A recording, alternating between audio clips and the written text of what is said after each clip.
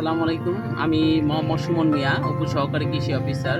তো এইখানে আপনারা দেখতে পাচ্ছেন পাতাটা প্রায় কুঁকড়ানো এবং কি হলুদে ভাব হয়ে আসছে। এটা মূলত জ্যাসিড পোকার আক্রমণে হয়ে থাকে। তো আমি জ্যাসিড পোকার আক্রমণের ক্ষতির লক্ষণ এবং এর দমন ব্যবস্থা সম্পর্কে আলোচনা করব। জ্যাসিড পোকা মূলত পূর্ণাঙ্গ পোকা এবং বাচ্চা অবস্থায় দুই অবস্থায় ফসলের ক্ষতি করে থাকে। এটি মূলত একটি শোষক পোকা।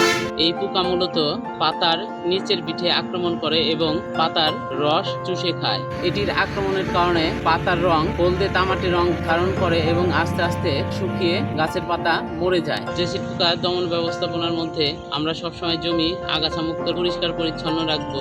মাকড়সা দ্বারাও এটিকে দমন করা যায়। সেই ক্ষেত্রে একটি মাকড়সা প্রতিদিন গড়ে 2 থেকে 15টি করে জ্যাসিড পোকা খেয়ে থাকে এবং এর আক্রমণ বেশি দেখা দিলে সেই ক্ষেত্রে ইমিডাক্লোপিড গ্রুপের কনফিডর, টিডো, টাইফিড গোল্ড যে কীটনাশক রয়েছে সেটি আমরা ব্যবহার করব।